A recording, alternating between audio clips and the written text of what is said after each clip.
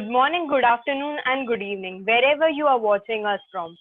On the behalf of the National Institute for International Cooperation and Engagement of the Water Policy Center, it gives me great pleasure to extend a warm welcome to our distinguished speakers, chair, and participants who have joined this session. To chair this session, we have Dr. Uma Purushothaman with us today. It is my great pleasure to introduce the chair. Dr. Uma Purushottam is Assistant Professor at Department of International Relations and Politics at Central University of Kerala.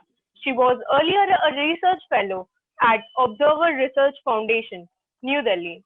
An alumna of JNU, she has worked with the United Services Institution of India and SAGE publications. Her areas of interest include US foreign and domestic policy, great power politics, human security, food security, foreign aid, and software. Without extending further, let me request Dr. Uma Purushothaman to take charge of this session. Thank you so much for that very warm introduction.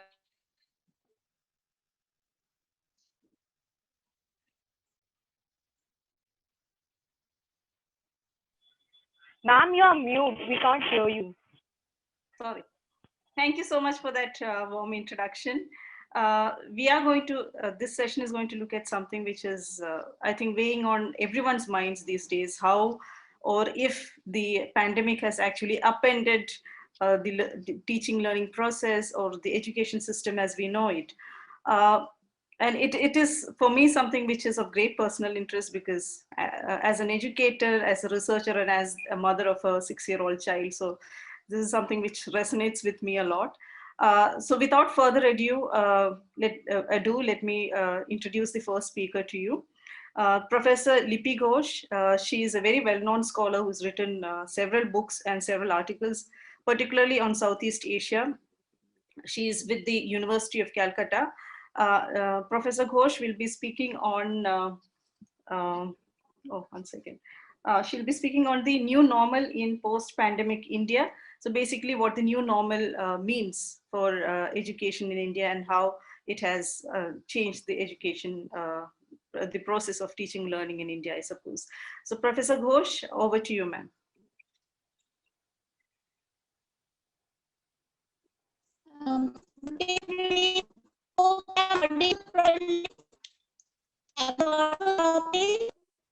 Ma'am, your audio is a bit iffy.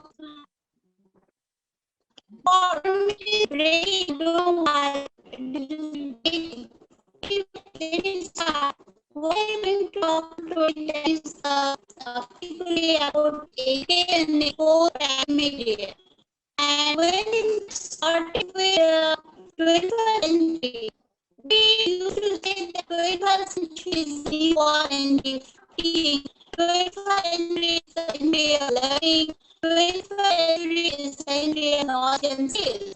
But unfortunately, very soon that COVID-19 or now pandemic has started. And then we had to switch over in new that is new normal. And instead of critical thinking, communication, collaboration, creativity outside of home, what we understand is that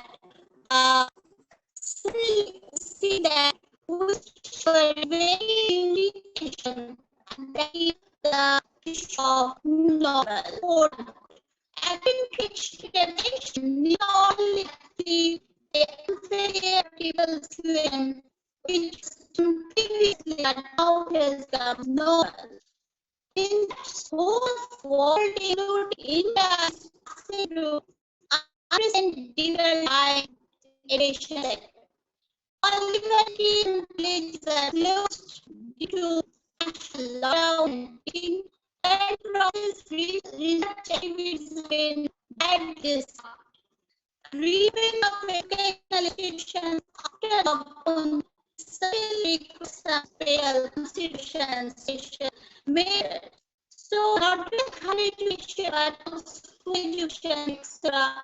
will have to give up to stairs minimum digitization students as well as also accreditation of presentation of some social barriers. And I will first my presentation is going to take 5 emissions. This is with the post COVID-19 situation. First is the assessment. Second is conducting examination and Mishra sport, etc. Third one is about communication sports in the institution. Fourth one is the issue of social facilities, and finally the issue of regular awareness program. So let's talk the health security of students, faculty, and staff, and to continue academic activities. Here we see that regular sanitation use mask having now new norm. So institutions have to focus on different sections, different departments in post COVID, like preventive housekeeping department, who will always deal all the operation of sanitation, education, in health security of all the staff and faculty students. And for some areas, usually individually like comfortable classroom, laboratories, hotels, etc. And all students and staff will be provided with masks and other things, and they will manage a grace while maintaining social safety. Second point is new norm education. New parents education system goes to this plan. Ma'am, if I could just So addition to conduct only online, and in some places where on text are not held, alternate evaluation like interview application. Ma'am, if I could just interrupt, the audio is obstructed. We can't really hear you. If you could just try your speaker once.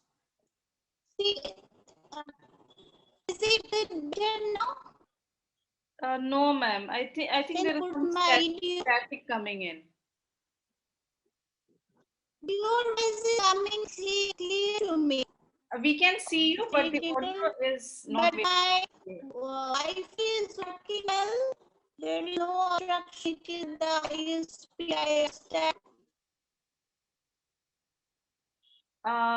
Can you shift to some place else where you have better internet, ma'am? Sorry, can I signal is better. No, because initially I thought it's some problem with my, internet connection. So that's why I didn't interrupt you earlier. Deepti, can you hear, madam? Dr. Deepti? Yes, ma'am. Yes, ma'am. Am I audible? Are you able to hear what Professor Ghosh is saying? No, ma'am. Yeah. I wonder what the problem is. Yeah. Okay. Let me just talk to you. Ma'am?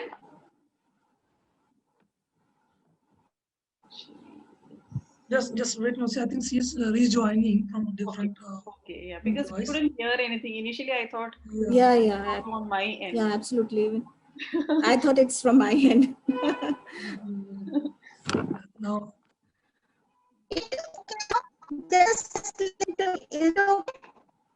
Oh, there is still a problem. Problem is persisting. Yeah. Yes.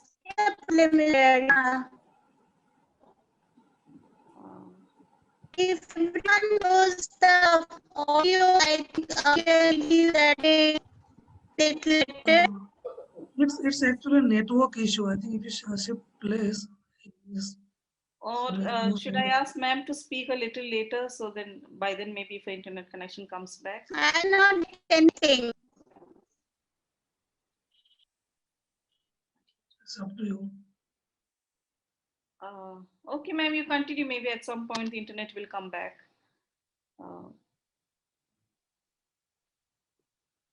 Ish. Professor Ghosh?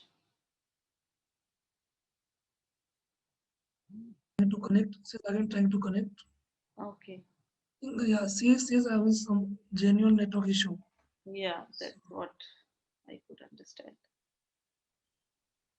Maybe once she rejoins, it will be better. Let's see. I suggest the same if you go with other speaker. Yeah. Should we go to the Still next? not good. Is it time to speak a little bit?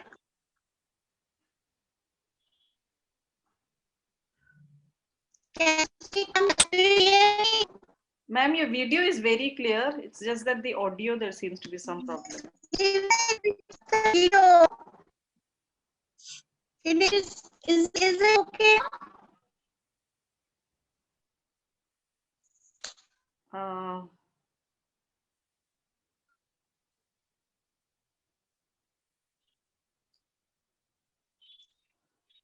Ma'am, you've tried rejoining, no? And even then it's not working. Hello. Have you you've Hello. tried rejoining, ma'am? Have you tried rejoining? Have you tried? Very public audio.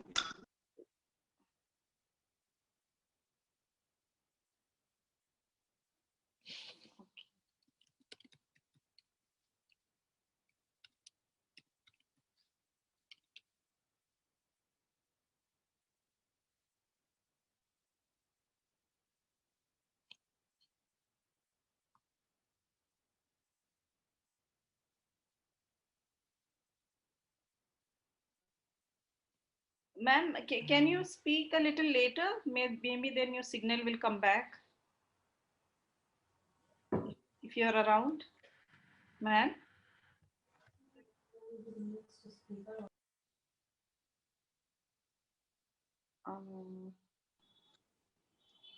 Hello. Yes, this is better, ma'am. Now we can hear you, I think. Okay.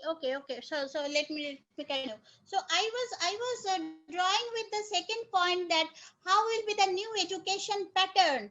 So what I feel that most of the admissions should be online and it should be organized in different clusters or different cities of the students where they live instead of bringing them into the campus, and as much as possible it should be online. Then there would be plan for staggered, there should be plan for staggered or time specific launch of academic session. And what we also feel that alternate coursework is also needed, and there is also suggestion advice from different institutions that alternate courses should come up, and institutions should use the time to prepare online content, develop virtual classroom, video conferencing, etc. Then this attendance and leave policies should needs to be also revised to strike a balance between academic discipline and prevention of outbreak of campus. So whoever were not present during the lockdown period, that period should be deemed to be attended by all. And institutions could reach out to the alumni and final year students also for helping the new year students, for the contemporary students. And then there is a big question that how the laboratory, particularly in the science discipline, can work. Laboratory assignment and practical experiments can be done by virtual laboratories or through recorded visuals of laboratory work and other digital resources. And there may be another system, that is the difference between the class of hostel students and day students. That time slot may be differed, and there should be different allocation of different time slots for lunch and snack break schedules also. Then the conducting of examination should also be as much as possible online, and there may be a choice between qualitative and quantitative. Most of the people, they preferred the quantitative choice, that giving marks, but in this post-pandemic period, it will be better to go for qualitative assessment. Then maintaining the sanctity of academic expectations and integrity of examination process, the university should, as much as possible, switch over to the CBCS requirement like MCQ, OMR, open book examination, open choices, assignment, and presentation based examinations. And the time of examination may also be reduced from 4 hours or 3 hours to 2 hours, or the minimum one as much as possible. My third point is communication and support system in the post-pandemic period. So every institutions will have communication and support units and a COVID response team.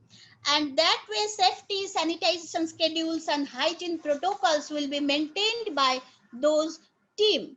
And what we understand that all students, faculty and staff would be required to submit an undertaking that they were not in close contact with any COVID patient, and they would be required to share their travel history also. So all student, faculty and staff would need to adhere to the social distancing and undergoing testing. Another very important point for every academic institution is that security guards, they should be properly trained to avoid crowding of elevator or keeping queue in proper distance, etc., etc. And one very important thing that following the testing protocol, in other words, all student, faculty and staff will require to procure COVID-19 test certificate. Number 4 is special transport facilities.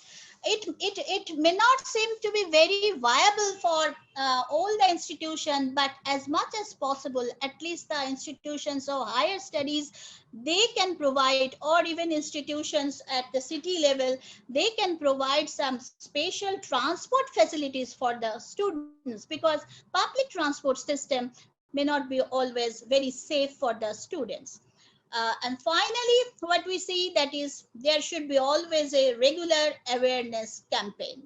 And that campaign would need to be organized on health and safety practices. Like this, there may be a team like COVID-19 response team, who will always engage themselves in organizing webinars for every faculty, staff and students on campus and off campus. And they will also create several awareness programs to remind employees to approach and to follow the correct procedures to perform hygiene practices using different social media message like Facebook, SMS, WhatsApp, poster, pocket leaflets, stickers, creative slogans, logos, etc., etc. So I'm at the end of my presentation. So what is my submission is that in India, we see that UGC is that is University Grant Commission is taking some special measures. They have already published some papers, and the universities and other educational institutes need to follow those as much as possible. We must be optimistic that we can reinvent work again and engage the students in effective and constructive way. And pandemic has definitely shifted our attention to another point, that is we need to keep our mental spirit up. That way, although we are in a lockdown situation, it is a kind of necessity. It is a kind of necessity to remain aware and make the people around yourself, to make them aware that we are going to conquer this difficult situation very soon. Thank you very much. Thank you, Professor Ghosh, for finishing on time, and sorry about all those technical difficulties. I think Professor Ghosh has covered a whole gamut of issues, right from admissions to training security guards, and I like the fact that she finished on a very optimistic note about how you really need to reinvent. There is always a possibility of reinventing education, and that's how we must move forward. So I'll move on without further ado. I'll move on to the second speaker. This is Professor Mazharul Islam. He's with the SUST and BRAC University in Bangladesh. Professor Mazharul Islam will be speaking on COVID and education. I'm sure he'll bring in some of Bangladesh's experience in his presentation. Over to you, Professor Islam. Thank you very much. It's a pleasure to be here with all of you, and I'm basically was interested to listen because we need to know the situation in our neighbors, what is happening in the neighborhood. And when I was invited, I was just thinking that I know about the situation in Bangladesh better since I'm living here, but what is going on to the other neighboring countries, that's important to know, although we get some glimpses from different sources like newspapers and journals, but it would be heartening to listen and to hear from the colleagues from the neighboring countries.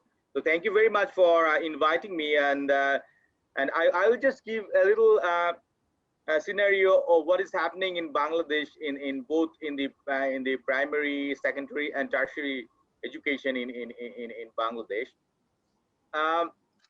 You see, like 158 countries around the globe, that UNESCO says is that 80% students are directly affected by this COVID-19, and Bangladesh is no exception. And we as you know, that being a country like this, where although there is a digital Bangladesh slogan going on for last 10 to 15 years, that we are digitally kind of sound, even in the village level, that of course there are a lot of initiatives has been done, and for last 12 to 15 years we have developed a kind of a digital cord in the lower tier of administrative tier of the country, which is called Upojela or sub-district. But when COVID really hit in the country, we have discovered that it is the way it is in the slogans, the mobile phone companies and the government, the way they have been preaching that that thing, that it's there and people are quite good of having that internet connection. Even in the sub-district level, we have found that it's probably more into slogan than in the reality.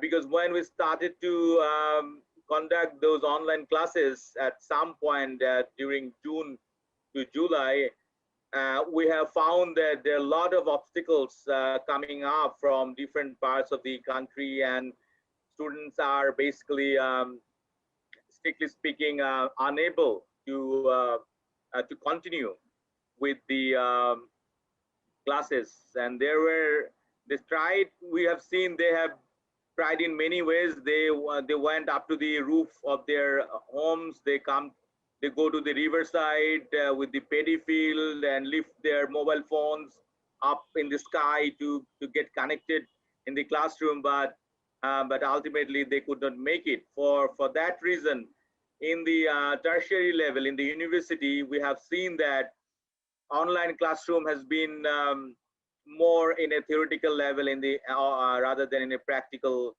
manner, because we could not materialize it very well. Students were kind of complaining, and they could not really attend the classes. So we have got, like any other country, we have got those public and private universities, and particularly for the public universities, we have got around 87 of them, and we have got also more than 100 private universities. So we have seen that both in the private and public, it was a huge challenge to continue with the online classes, particularly with the public university, where students from all kinds of strata come to in the public universities. They were particularly very challenged by the current situation of digital connectivity in Bangladesh. And about the primary and secondary education, you see they have been given two options. One is some Zoom platform classrooms, and they also offered some of the classes from national television.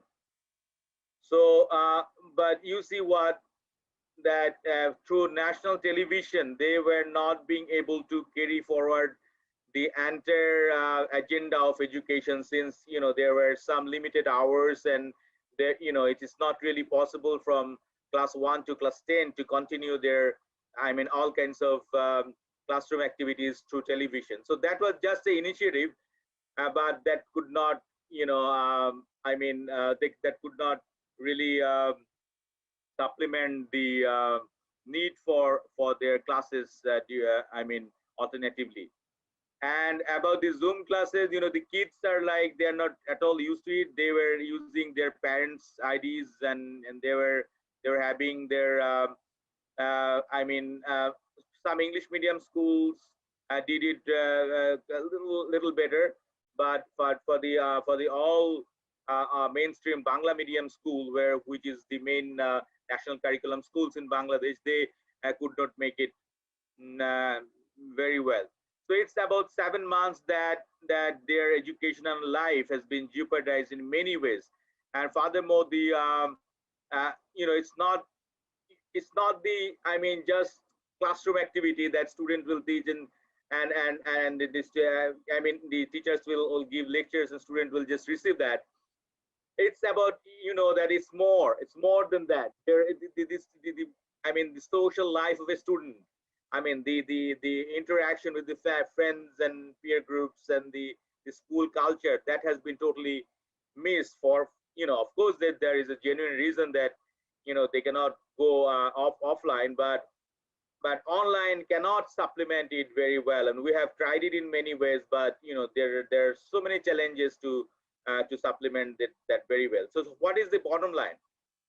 The bottom line is that life of the students are extremely challenged and suffered, and parents are really very worried about that what is, because it's going to be almost 1 year. It's already 7 months has been lost, and will be if things continues, and which has a chance to continue. So this is a kind of a perplex scenario going on in Bangladesh. I'm sure this is also true in many countries around the globe. So what is the remedy? As Professor Ghosh was giving some positive pictures, and keeping her note to some positive conclusion, that we need to be we need to be very positive of that. But what is the alternate pedagogy? What are the alternate way forward? What are the alternate measures that we need to take? So there are some suggestions come from different experts in Bangladesh, that we need to really come forward to that private public partnership that we have been preaching it for a long time, that the telephone companies, the multinationals, the corporations, and the universities, schools, and colleges, they need to come up with a really mutual effort, which can make those online activity kind of a more user friendly and more operationally successful for the students in every level. Both in the primary, secondary, and also in the tertiary level. For now, as of now, it's not really very successful. And of course, we need to also make some kind of an innovative. We need to sit with because this is the reality that we have no choice, and this is a reality that we need to deal with. So what we really need to do is we need to really synergize our effort and brainstorm our with different levels of experts and different level of stakeholders. And also we need to engage the parents and guardians, how to make it more effective for the students. How to make this digital kind of education more effective for our future generation. And you see, this has already created some of the social problems, because some English medium schools and some well-off families can make it well, but most of the, I mean, you know, the community who are in a I mean, not in an advantageous situation in a country like this, there is already a student, I mean, education divide has been taking place, because you know, particularly the poor section of the population, I mean, particularly the female students, they will not be able to continue their education furthermore. And for that matter, child labor and early marriage will be some other social problems that will be a reality in the near future. So we need to think it not only from a very strictly on educational point of view, you also need to think it in a societal point of view, so that we can address other problems. And so my last point is, so what is the solution? The solution is we need to sit together. I mean, we have got efforts which is kind of sporadic. Government is trying in their way, and some private corporations that they're trying to help, but their efforts are very sporadic. The civil societies are like expressing their opinions in a very different kind of webinars like that. But we need to really coordinate our efforts to a direction where we need to have a comprehensive solution towards this situation. So COVID-19, although has created many problems in the educational sector, and we're really worried about this situation, but it can also usher some windows of opportunities where we can come up with some plausible solutions, so that that can solve or at least minimize the problems of higher education in Bangladesh, and of course for the other for that matter for the other countries as well. So with this, I'll stop now. Thank you very much. Thank you, Professor Islam, for taking just 10 minutes, finishing on time. I think there were two takeaways for me from your presentation. One is, of course, that online learning really cannot supplement what you learn by going to a school. I mean, social skills, social life is also very important for schools, for children. I mean, I know this as a mother of a hyperactive 5-year-old, so I can understand exactly this whole time that she's been locked up at home. She's been extremely difficult to manage at times. The second that I really liked was that that you said that we need to bring in different stakeholders, including civil society, and I believe we could also get corporates to also kind of pitch in to help make digital education better. I was also struck with your point about Bangladesh, the government starting a national channel so that students can watch. And this is something that my state, Kerala, has done. And it's been doing relatively well so far. I mean, the state government has started this. I don't know if the central government has a channel of that sort, or different states have that. But so far, it seems to be doing well. And so, like you said, civil society has pitched in Kerala, and people are pooling in money so that people who do not have access to television can get, people are giving people televisions, unused televisions, old televisions and all that. So this is something, like you said, a societal approach is required to make this online education or digital education accessible to everyone. So let me move on to the third speaker. Thank you so much for your presentation, sir. The third speaker is Dr. Deepti Bajpai Mishra. She is with the University of Delhi, and she'll be speaking on transition in teaching learning in the post-pandemic era. So I'm sure she'll give you some perspectives from the capital of India, how they have dealt with it. Dr. Mishra. Thank you so much, Dr. Purushothaman. A very good afternoon to eminent dignitaries and various academicians. Thank you so much for inviting me. Through my presentation, I would like to throw light on the positive and negative effect of online teaching learning in a country like India. And the title of my presentation is Transition in Teaching Learning in the Post-Pandemic Era. Apparently, the COVID-19 pandemic caused a havoc in the globe. And now we are on the verge of assessing where did we go wrong in our approach to deal with the crisis. It is also tested as to how flexible we can be in adopting digital technology during the time of crisis.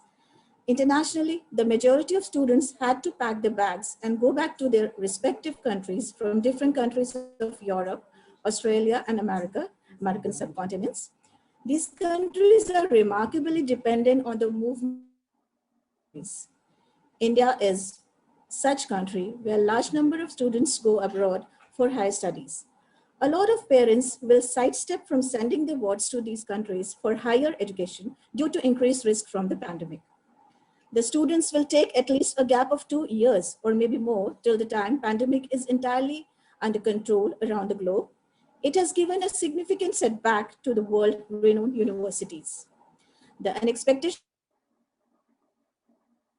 in the entire blueprint, particularly in countries like India, where the infrastructure for the online teaching learning was not ready, has affected in many positive and negative ways.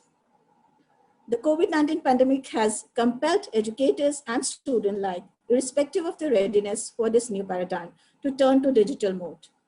Online teaching has practiced in India for more than a decade, but mostly in informal setup. And this was the first time in Indian history when teaching learning took place online at both school and university level on such a large scale. Online teaching learning is a unique form of technique, and not all teachers are professionally prepared for it and ready for this rapid transition from face-to-face to teaching learning online.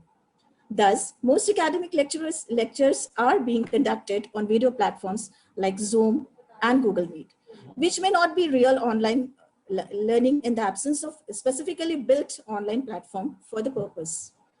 However, there is a possibility that learning outcomes could not be attained in such scenario, resulting in the students being engaged only.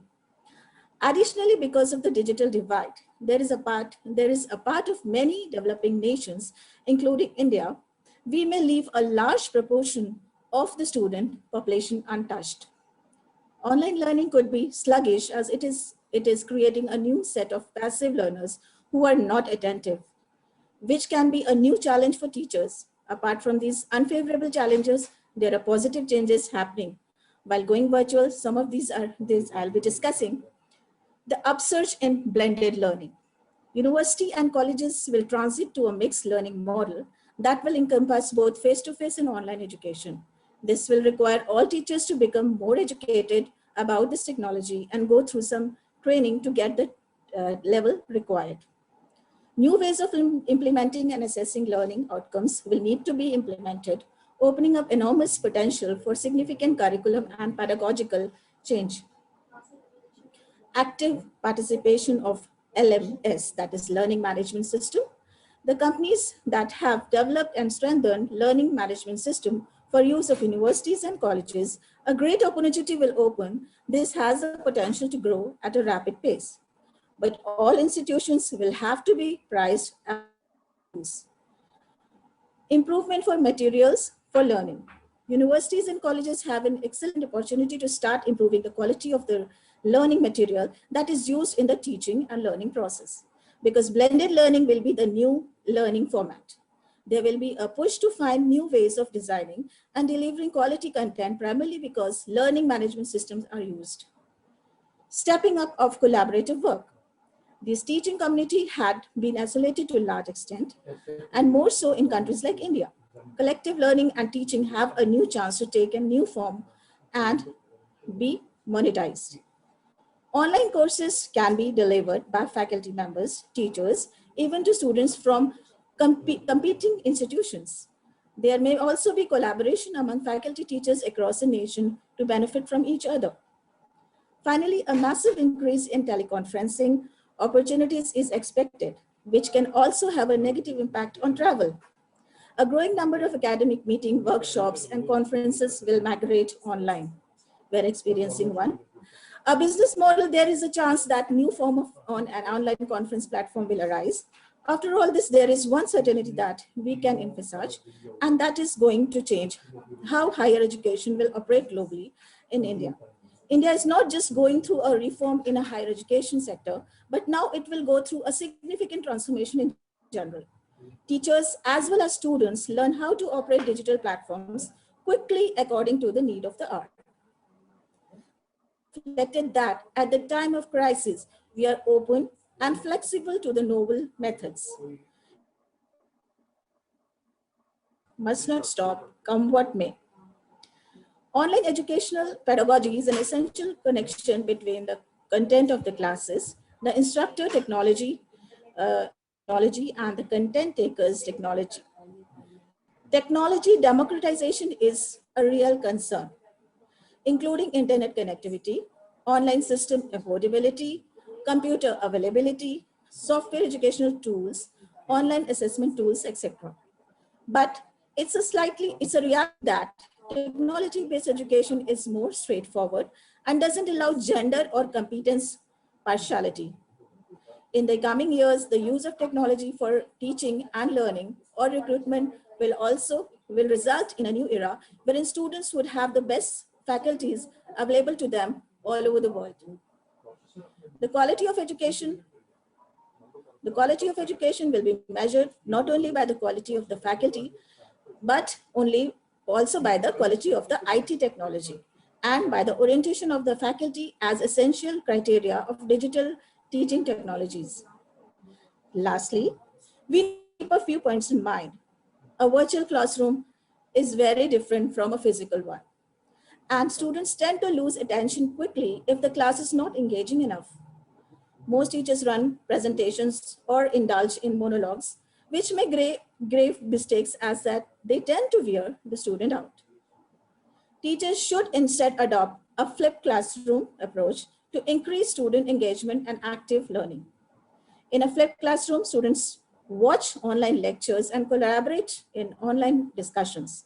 It tends to engage in concepts in the school under the supervision of a mentor. A teacher's interaction with students in a flipped classroom can be more personalized, less didactic, and students are actively involved in knowledge acquisition and construction as they participate in and evaluate their learning. A tool for synchronous teaching and learning, such as Google Meets, Microsoft Team meetings, or Zoom. A tool for asynchronous teaching like learning such as Screencastify, Screencast-O-Matic, or Microsoft Team. Lastly, online ethics should be followed by teachers, students, and their parents. Thank you so much. Thank you, Dr. Deepti Bajpai Mishra. I think there were some very interesting points that you made, particularly this idea of passive learners. This is something that you come across when you teach, because you can't really keep an eye on who is listening to you, who's not listening to you. And then there is always the excuse that, ma'am, my internet is not working. What can I do? And so that's why I couldn't hear what you said. Absolutely, absolutely. But that's weird Oh. for all of us, because I have experienced this. So, yeah, but the idea of flipped classroom is something which I think really we should really be looking at more. I haven't received any questions in the chat box as such. So I had a set of questions for each of you. I will start in the order in which we started this discussion, because our fourth speaker is not around. She is not joining us today. So my question to Professor Ghosh is, because Madam spoke about, particularly about the universities. So two questions for ma'am actually. One is that in the United States, we have seen some of the colleges have been reopening. And what has happened is that, these are people who have just crossed their teenage, graduate students. And what they have done is, you have these stories about these students, throwing parties to see who gets COVID first. There's this something which is completely plausible in India as well when students come back to their hostels. So this is something that really should worry us all. And particularly, the government, I think, is thinking of opening up educational institutions. I understand that some states are more affected and some states are less affected. But what happens? So, for instance, in Kerala, if they're able to control the pandemic, yes, educational institutions can open. But what happens to central government institutions where you have students from different states? There might be students from states which are very badly affected. So, what do you do in this kind of situation? Do you let a certain number of students from states which are not affected come back to the university? and let the rest stay back and continue online education. So what exactly can we do in this kind of scenario? Dr. Ghosh, any thoughts on this? Yes, thank you, madam. I think I must stop my video, otherwise the sound is cracking. You're So clear. what is what Your voice is clear. is it not clear? It is clear. It is Ah, clear. yes, because I stopped my video. Yes. So now what I would suggest that before we open up anywhere, whether school, university or college, there should be some awareness program, whether through television or through radio or through online process. Some awareness should be created. I agree to the point that it is very difficult to control the youth, particularly in assembling, or but in spite of that, what I feel that if we keep on uh, giving certain message in a continuous process, it will definitely leave some impact on the students. And it is also true that we should generate the essence of this fear that what may happen if they don't follow the regulations. But at the same time, we should also keep the this message of optimism also, that we will do, but with all precautions, so that we don't get infected like that.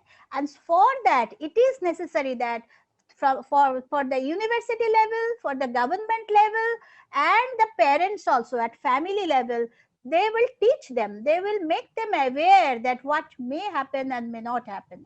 But in spite of that, it is true that some particular ratio of population cannot be controlled. But in spite of that, this awareness program should be very much tacit and very much practical to control this situation, any negative situation. Thank you, ma'am. Yes. Yeah. Thank you. That makes sense. Professor Islam, my question is, I mean, you spoke about schools as well. When you read up about the pandemic and education, a lot of people have started saying that, you know, we need to think beyond just getting degrees, you know, MA degrees or BA degrees, and move ahead to lifelong education, that you have to keep learning throughout your life. Now, is that a model which can work in South Asia? I mean, given our constraints, is it a model that can work in South Asia? Yeah, thank you, Dr. Uma. Of course, I mean, this we need to also think about those kind of lifelong kind of a new pedagogical innovation, where it's not entirely new. You know, this is something that we have learned from a lot of educators. I mean, John Dewey and you know, and the others who have been advocating for those parallel kind of education throughout their life. But you see where our education is more of a vertical nowadays, and we don't. This is kind of a like that the professors or teachers will just give something and teach, and students will receive something, but that's confined into the classroom, and that's it. And but as you said, that could be a lifelong kind of a new kind of innovative pedagogical options, where we can have kind of this digitally driven society. And also that I'm sure that one day this pandemic will be over and we can get back to offline thing, but our learning with the digital thing will not be gone entirely. So with this combination, what we can make our homes and neighbors. You see, this is a platform that we can use due to the digital, I mean, you know, advantage. And we have seen that how this COVID-19 has given some opportunity to synergize the academic resources from around the world. You know, we can connect. So for example, we all have connected from the neighbors right now, and that was not being very possible offline, because that takes so much of resources, time and energy and efforts and money to do this. But there are some advantage of online thing that we have learned, that we can make it, I mean, more doable online. So with this learning, and also as you have suggested that the lifelong kind of an educational options, so we can just incorporate those together, and we can come up with some new pedagogical approach where we can find out some innovative way of learning and teaching. Right. My third question is to Deepti. You mentioned the digital divide in your presentation. So, and it is not a divide which is going to be easy. I mean, we were having problems even with Professor Ghosh. She's from Calcutta. I mean, that's a metro city, and yet our internet connection is so iffy. So do you think, and beyond internet connection, there is also the problem of having access to laptops and to smartphones. Do you think the government in some way can subsidize laptops and smartphones for students who are, not able to procure those, equipments? Do you think is there any way the government can do this, maybe with help from corporates, like I mentioned earlier? What are your thoughts on that? Absolutely, ma'am. It's a very big idea, right? Pertinent question you asked. We have a problem of digital divide, and subsidized phones and laptops should be provided to students who are economically weaker and cannot access. They do not have access to it. They cannot afford it. The government should come out with the plans that they should provide these, gadgets to the people, to the students who need that. Because there are many students from, villages or, lower cities who can't afford. So that should be done by the government. Yeah, my last question to the and the stakeholders. Yeah. Okay. My last question is to either of the two Indian participants, one of you, if you could answer this. What does the new education policy really say about online education, particularly in schools? Does the NEP say anything about online education or how to go about it? I mean, of course, because it was drafted much before the pandemic, but still, I would like to know. Actually, yes, absolutely. It drafted much earlier. As nothing particular is mentioned in the policy, which recently came. But yes, these be catered. This thing should be addressed, because this is the problem which came, which nobody, which was not forced. We did not foresee it. It came. So, Professor Ghosh, and you'd like to add? that talking about is field-based education. Nowadays, is new education policy is talking about field-based education, and what I feel is that under this NEP, there is also another provision, that is many startup policies, startup projects. So that way, perhaps for future, we can think that it will come up, although it is not specifically mentioned in the policy, but it is when compelled to come up, definitely in process, maybe in near future. Yeah, it's something that we really have to address. I think we have had a set of three very interesting, very diverse presentations today. And unfortunately, our fourth speaker was not able to join us. But I think there was a lot of food for thought in each of the presentations that we had in this session.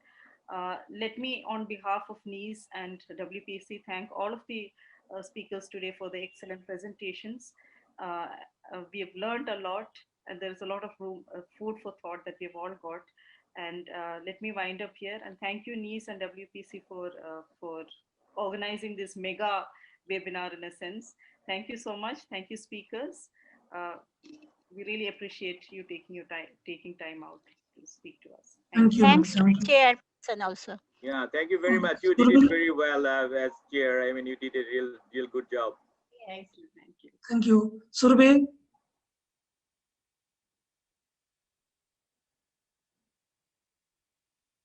Okay, thank you, ma'am. Thank you.